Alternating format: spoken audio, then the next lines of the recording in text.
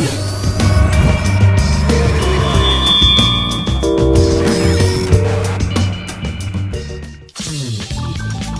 back. You are listening to Tuttle Talk here on the Real Estate Radio Network. I'm your host, Andy Tuttle. Thank you so much for joining me. Okay, a couple of things. One, we're going to talk about biweekly payments. Still to come on that. But right now, I want to introduce again the Kinsey Group. We're going to talk about inventory this segment. We get a lot of questions about that. It is all the rage, as it were, in the market today. And there's just not much of it. So, Brendan, welcome to the show. Hey, thanks. Oh, that was a nice unison. Did you guys practice that? We did. 1, 2, 3. Yeah. Okay, so Brenda, and it's Brenda Kinsey, the Kinsey Group. Brendan here is just, he's just for looks is what he is. He's just, it's some experience. No comment. No comment.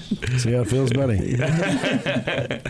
So, what is the inventory right now in the market? Pretty low, still low, but we are seeing houses come on the market, but as soon as they come on, they're going off.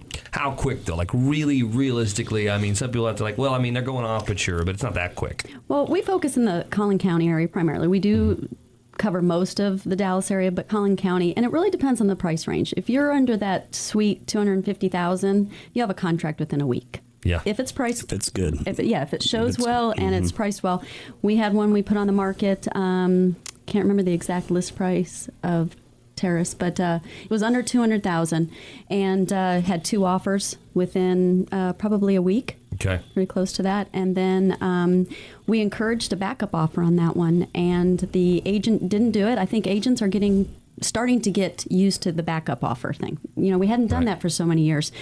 And the agent chose not to, but the first one did fall through because of financing. And the other one was able to get it, so it didn't go back on the market. So for the sellers out there that may not understand that, so what is a backup offer and how does that work, and why should they do it? Well, it puts you in position if something happens. You have to go through the option period, repairs, you have to get financing. So there are reasons why, even though the house is in great shape, that it could fall through. And there is a TREC form that we use for a backup, and it is an executed offer. You do have to do an option. You don't go through the repairs or, invest any money in appraisals or inspections until you move to first position. Okay. So if you're a seller, you've got one offer, you've got several offers, you take the primary one, get that in many cases, or if there's a situation where you think, hey, look, like Brenda says, maybe it can fall through, whatever, a lot of things can happen, get a backup offer if you can. Absolutely. Okay. So right now, are you seeing that people are bidding in your market above list price to get a home? We're going into the busier spring season. That was definitely the case last spring and summer. Kind of slowed down a little bit this winter, but we're starting to see that again. And it depends on your price point too. And it's how it's priced, how the agent chooses to price it, obviously with the owner's input. So if you do see, and Brendan, this is kind of a question for you. So if you're out there and you're a buyer and you're looking at these homes, and they are, in some situations, you got 1 offer, 2 offers, 3 offers in a week. In some situations, depending on the area, we've seen 5, 6, 7 offers in a couple of days. Sure. Right? Mm-hmm. Because depending on, like you guys said, the price point, some are like really hot. And that's like, there's only 5 homes at $240,000 in the whole neighborhood, and you got 500 people that want it or whatever. Right. And so it's like, oh my gosh, it's a supply and demand. So in a situation where you are buying a home, let's say it's $250,000, and you want to make an offer for $250,000, but there's a lot of offers on there, and so you go in and bid above list. What do you need to know about that? If you go in and your buyer's agent says, hey, go bid $255,000 if you want this house, what would you say to something like that? How do you guys advise your clients in that situation? So you're saying if our client wants to bid above the list price, how do we go about that? Yeah, how do you go about that? And how do you prep your buyer for some of the things that are different when you're going to maybe pay above the list price of the house? I would let them know that you could run into problems with that being it won't appraise. That may run into either you have to bring extra money to closing to make up the difference. Gosh, you run into all kinds of things. Well, I think what you're saying is we prepare the buyer for the worst case scenario for that it could happen. However, you have the better chance of getting your offer accepted. Right. So then, if it doesn't appraise, then you go back to the negotiations. But at least that buyer was put into first position when there's 7 or 8 offers. So it's actually very smart for a buyer's agent to do that as long as they inform the client of possible downfalls with that. So if you're out there and you're thinking that you're looking at homes right now, you've put some bids on some houses and you've lost them, then a couple of things may be happening. One, maybe so competitive and you're not getting aggressive enough.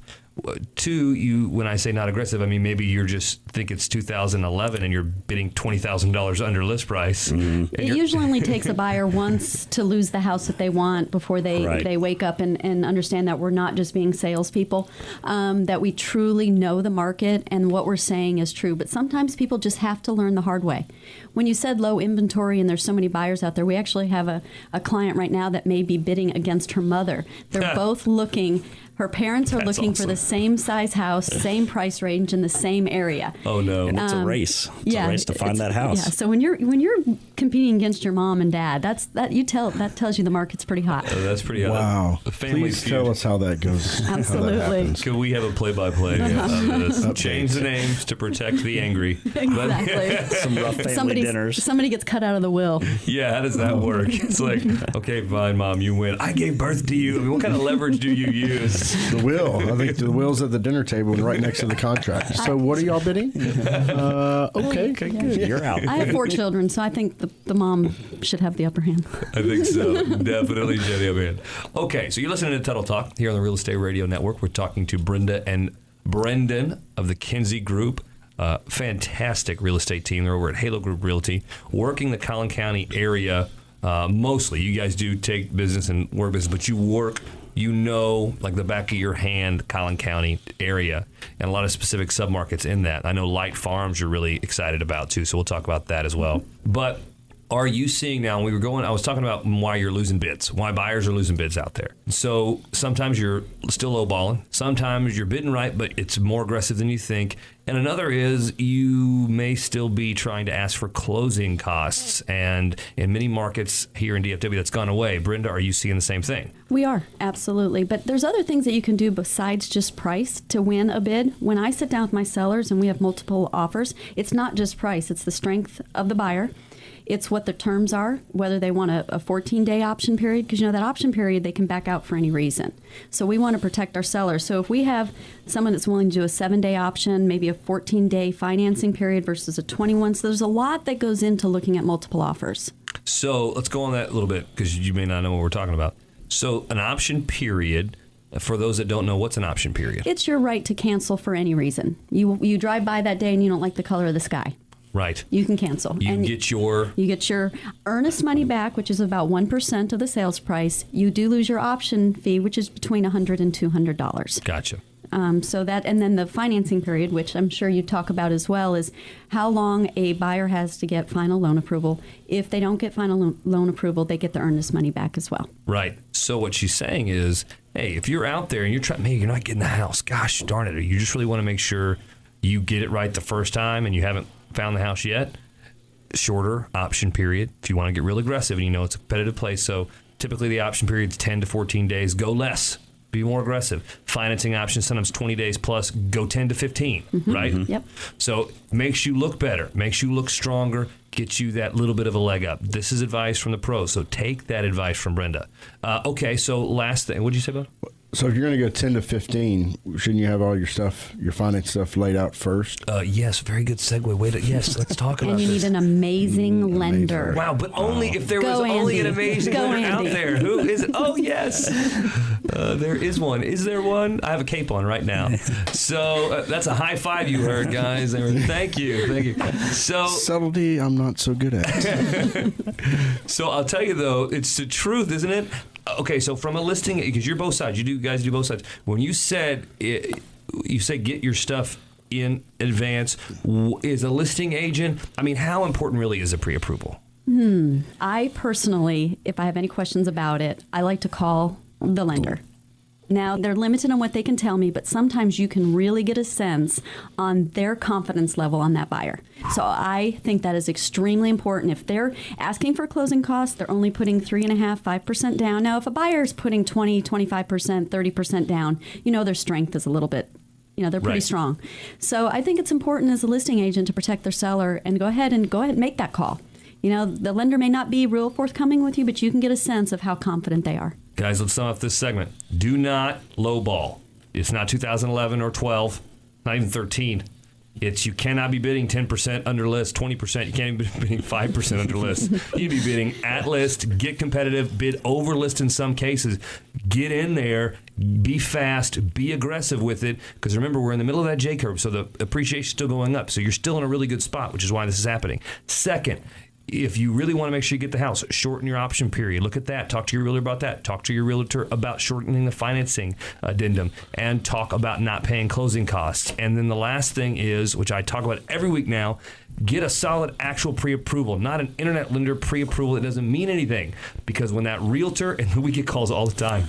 Now we don't as much because they know that we have good approvals. Oh, the listing agents recognize too. But there's a ton of agents out there. So you still get calls and they're like, hey, is this, they try to grill us, and, there is limited information, but they got to feel confident, and you got to have a lender that does that. If you don't feel that you do, or you want to make sure you're dealing with the best here, well, we got a lot of great people here at this table. And look, that's what I do. The reason you come to me, you don't go, I'm going to give you a competitive rate. A lot of times we beat rates because we're so good at strategy and timing, but that's not why you come to me. It's because of the advice that we give and the way we can help you make sure that we set your program up that's right for you and make sure you're not wasting thousands and tens of thousands of dollars of unnecessary costs because of how you structure your loan. And we're going to make sure you have a rock solid pre-approval so you get the home you actually want. It's got to mean something. So do it right. Call us. We'll get you with the team right here. We got the Kinsey Group here to take care of you. We got me on the loan side. And then, of course, free service, utility concierge. No brainer. Set up all your utilities. Come on. This is good stuff. Call me. 469-319-0660. 469-319-0660. Or go to andytuttle.com. Coming up, we're going to talk about the Light Farms area specifically, some of the growth that's happening out there, and what you need to know about some of that growth. And then we're going to go to the vault and tell you all about biweekly payments and if that's worth your time and money. Next.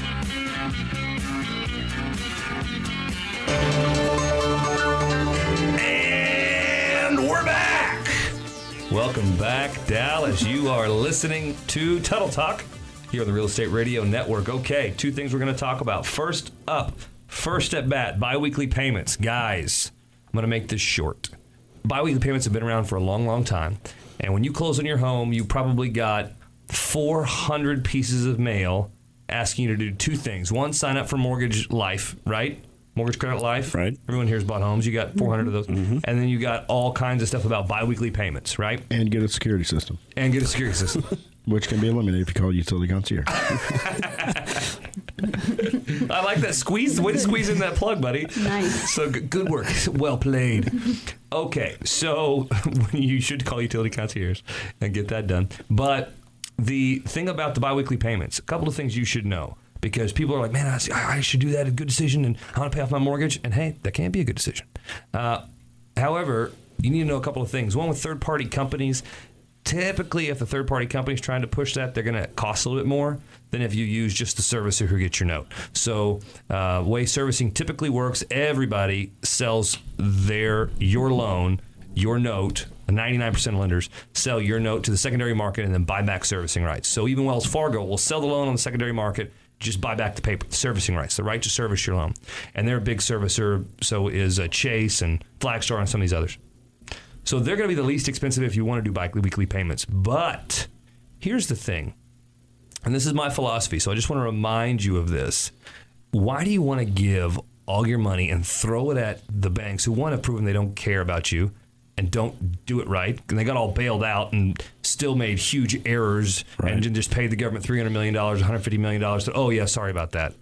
So why would you want to give all that to them, lose the ability to control it, and when the opportunity is for you to set aside one extra payment a year? You can do that any way you want. You can do it monthly, but biweekly payments give you one extra payment a year. You set aside that extra money in a side account that's liquid, that earns a rate of return for you, especially in a hot stock market.